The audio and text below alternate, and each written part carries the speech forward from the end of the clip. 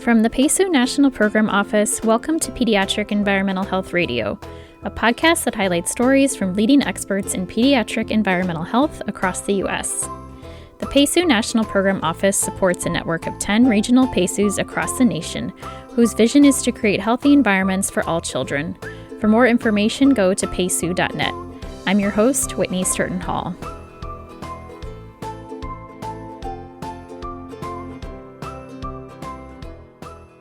Today, I'm talking to PEHSU expert and pediatrician, Dr. Mark Anderson.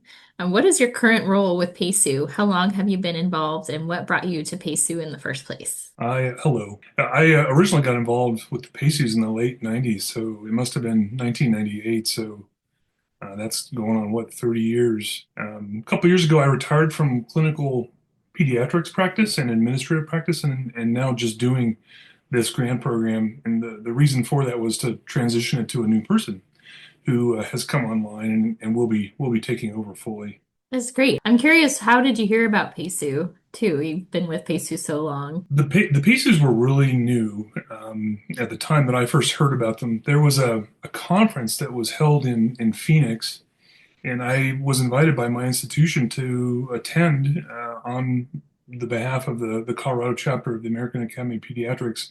I had no idea what the conference was about, why I was going, but when I got there and looking back on it, certainly all the big names were there, and that was I think a grant that was to get the children's environmental health movement going in the United States. So 1998 Phoenix, and that was the weekend I started hearing about the PEHSU, and I was writing the grant at that point that was eventually awarded. So somewhat by accident, I discovered it. And my interest was in other stuff, namely asthma, and fixing what I view as a broken healthcare system.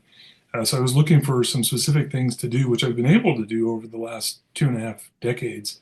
But the PEHSU and finding it and getting involved with it was really quite an accident. Great. Yeah, it's so cool that you've been involved since the beginning. You got into this a little bit mentioning asthma, but before we get into more of the weeds about PEHSU, what sparked your initial interest in environmental health and pediatrics? Well, asthma is the prototypical environmental disease. So you don't do good asthma care unless you do good environmental health care around kids and families that are dealing with asthma. So the marriage is an obvious one. And there were a limited number of items that were to be included in the initial grant when you applied, and asthma was one of the named entities. So it seemed like a good fit in that regard. So it looks like a lot of your work on asthma and indoor air qualities has continued, over several years. Can you talk about a little bit about how it's changed or programs that are still going? I'm thinking especially of the home visits for pediatric asthma. And is it mainly in Colorado that you focus on that work? My focus is in Colorado, but that's only because of where the program is located. There are many examples of high quality programs across the United States, and one of those articles was written in cooperation with the people from Mount Sinai who are trying to do similar work.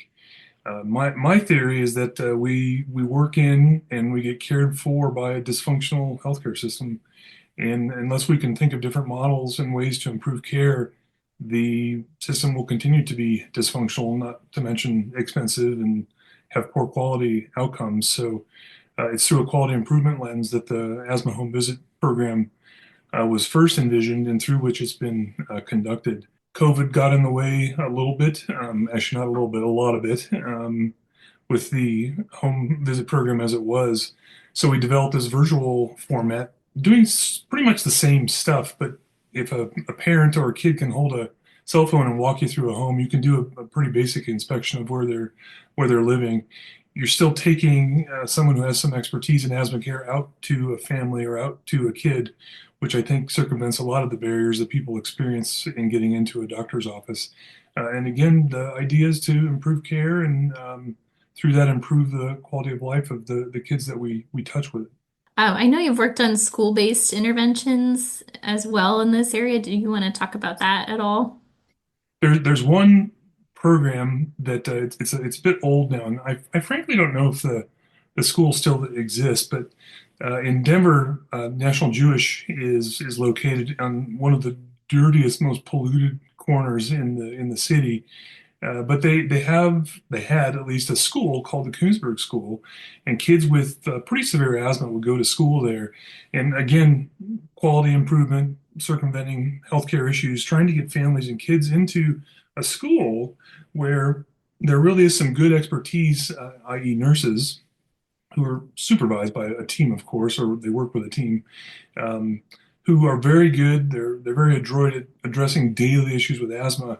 One of the key interventions that the Koonsberg School did was they monitored therapy. So kids would line up in the morning and they would get their inhaled steroid, and the nurse or the assistant would watch them take it. So it really was daily observed therapy for asthma care. And the study I did of it looked at utilization on the hospital side as a result of being enrolled in that school. And no surprise, kids who are taking their controller medications tend to have better asthma control. Therefore, they don't use the emergency department. They don't get hospitalized as much as they do when they're not taking their medicines. So it's a neat intervention that deserves some study.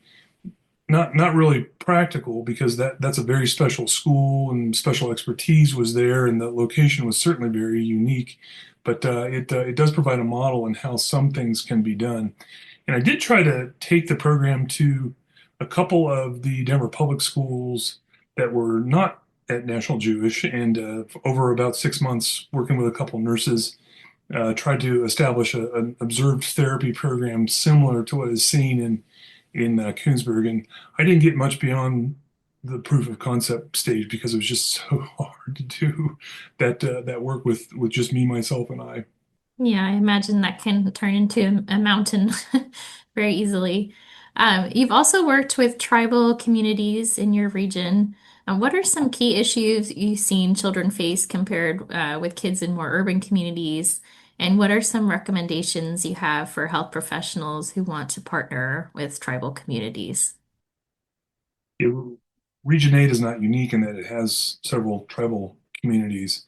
We have several. There's only a couple in Colorado, but there are many in Montana, which is where I've focused.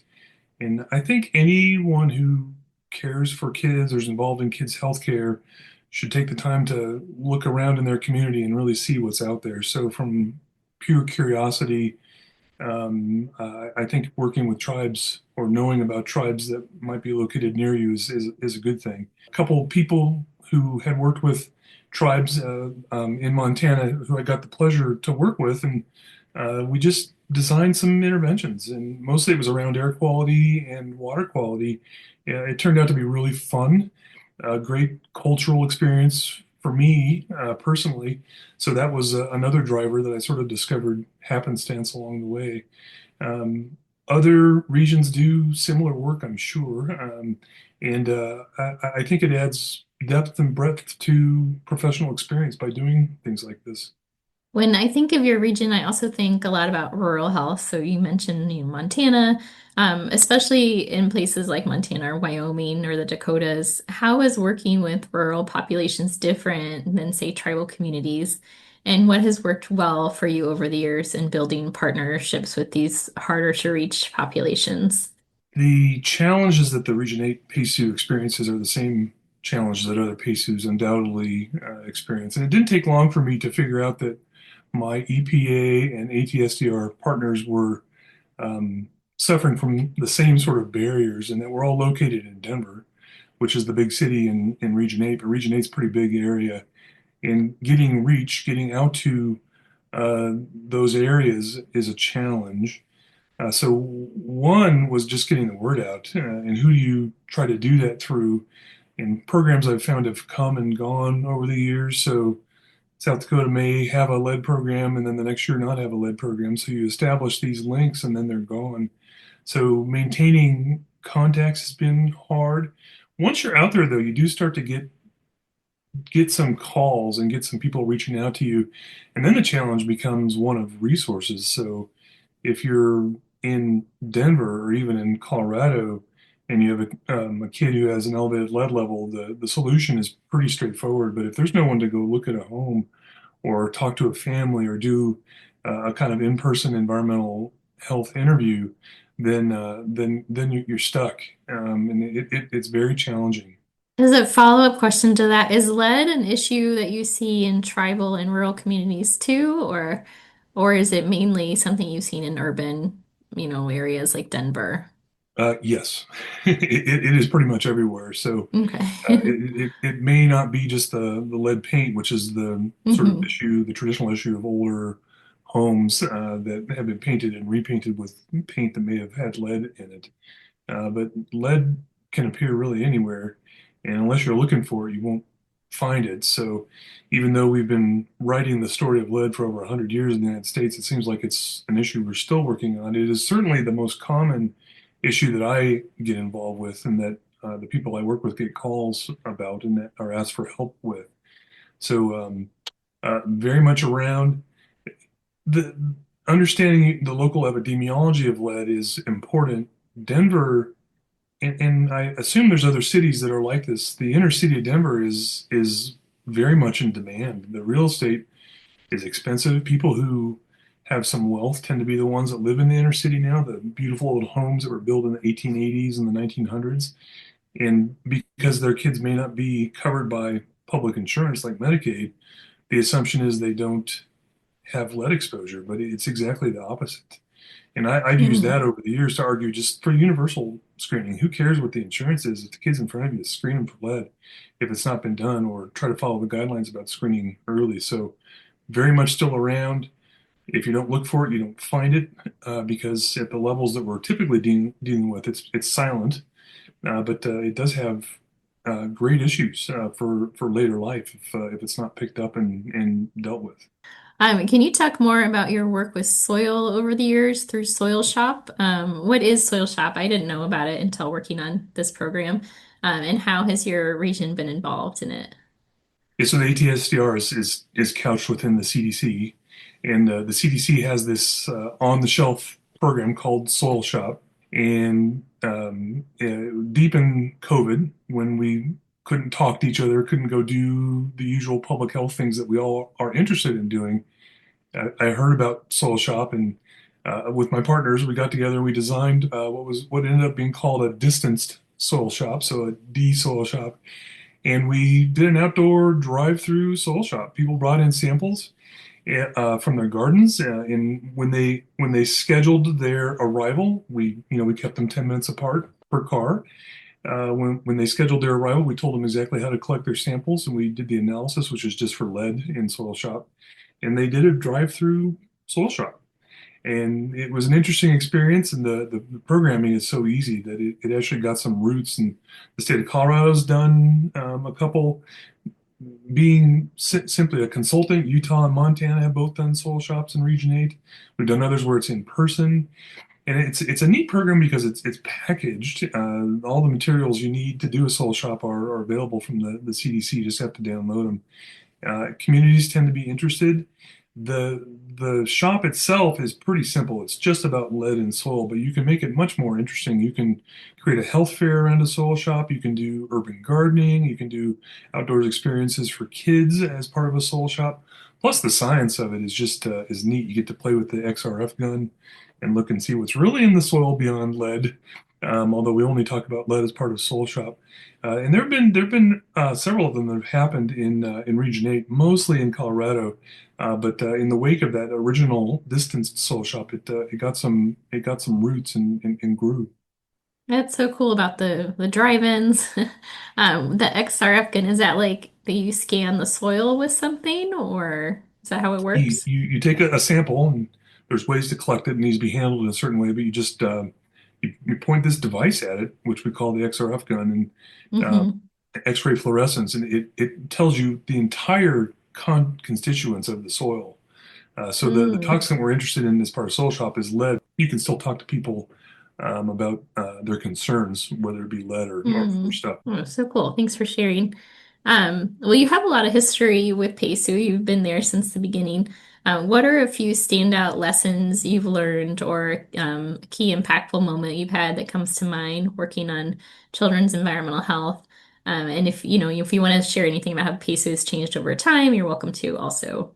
I think technically I wasn't there at the beginning because Region 8 was the last region to come up, into the PEHSU network, and there had been PEHSUs for at least a year or two that Kathy Kirkland through the AOEC was working to get going. Seattle was one of them, and I think Boston was the other first PEHSU. Neat people. I've always enjoyed talking to them and working with them, and projects not related to the PEHSU have spun off that have just been interesting because it's such a talented group of people. One of my early lessons, and this was based on a phone call that I got about crumb tire, recycled crumb tire being used in the playground, which I didn't even know such thing existed. But this was back in the early aughts. It doesn't matter what you're getting a call about. There is someone somewhere in the PEHSU network who's going to know something about that issue. And that became very clear to me early on. And it's a matter of reaching out and asking for help and finding someone to talk to. It's an amazing network in that regard. There really is a vast expertise about many topics, beyond the core ones that we talk about and deal with in the PEHSU network, but just vast experience in the network. That was my first kind of aha moment in working with the in the PEHSUs. I'm curious, since you're retiring soon, is there anything that you look back on with your time in PEHSU that you feel like really proud of? I mean, it seems like asthma stands out, but yeah, I'm just curious to hear what you think. I think the thing that I'm proudest of, and this is not unique to Region A, but really good partners, federal partners to work with, and that has been largely maintained over the entire time that I've been working with the PEHSU network. Not everyone has that, but I think every PEHSU should, almost by default or requirement, be working with their federal partners. For one, it helps address the regionality issue that I mentioned earlier, but it brings different perspective to what you're doing. So, my ATSDR partner, Chris Poulet, he does things that I just wouldn't see in a pediatrician's office. And same comment about now Kim Bartles, the EPA Children's Health Rep. They do things that we should know about and that we should be helping them with as much as we can. But just having a good relationship with them has made the grant program so much more doable. It's made it more enjoyable. It's been a very positive part of my experience in the program. Nice, that's great to hear. Well, this is a very broad question, but if you could give a caregiver, a parent, or a healthcare provider, community health worker, so you could choose any of those, one piece of advice about children's health and the environment, what would that be? Oh gosh, one piece of advice. That's so hard to do. Yeah, I know. Um, Weigh carefully what information you're being presented, where it comes from, who's telling it to you. Be skeptical, maybe too strong of a term, but ask questions and be suspicious of the information you're being presented. So establish the quality information that's being presented to you. So that requires, of course, that you know how to establish the quality of the information that comes to you, but ask questions. Well, for people with more questions about children's health and the environment in your region, in Region 8, how do they get in contact with you all? And then are there any tools or resources available to the public, and where can they find them, or any ones that you recommend, especially with this extreme heat we're having? Well, I always refer people to the PEHSU National Classroom, PEHSU.net.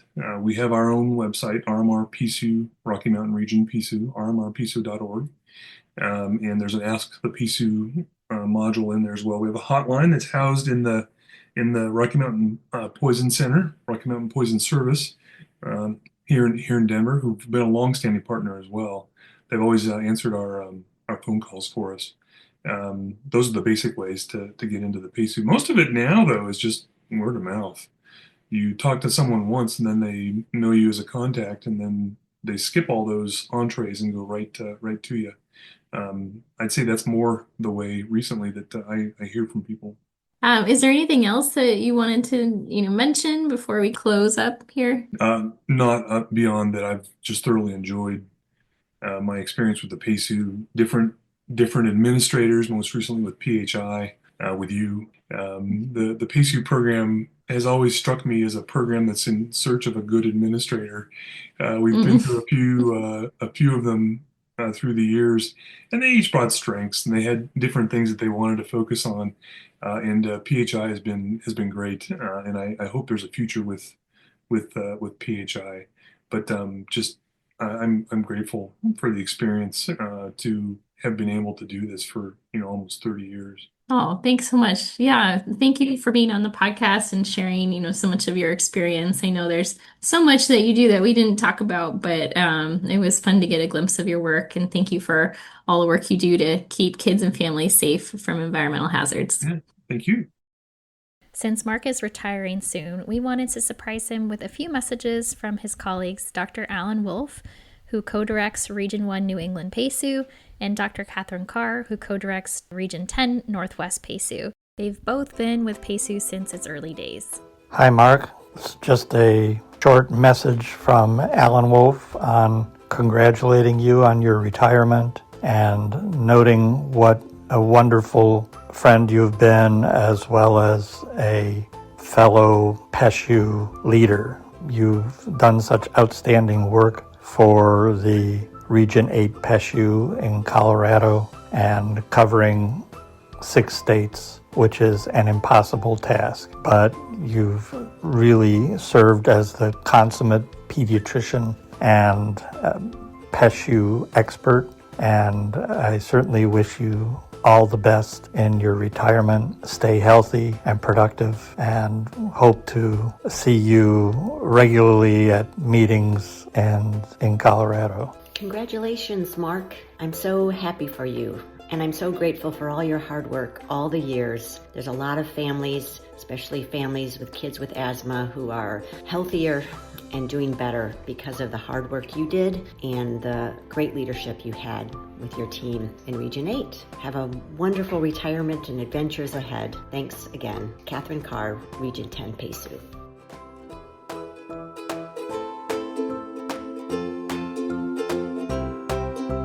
Thank you to our guests and all of you for tuning in to Pediatric Environmental Health Radio.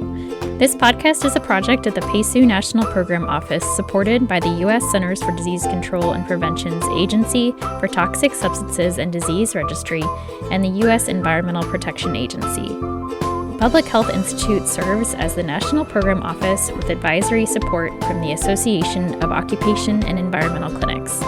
The findings and conclusions in this presentation have not been formally disseminated by CDC, ETSDR, or EPA, and should not be construed to represent any agency determination or policy.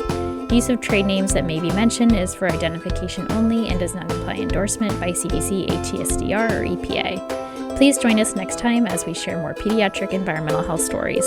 To learn more about our program, find resources, and see how we are making meaningful contributions to pediatric environmental health, visit our website at PEHSU.net. This podcast is produced by Whitney Sturton Hall. Our graphic element was drawn by Robin Hall, and our theme music is by Roman Kano.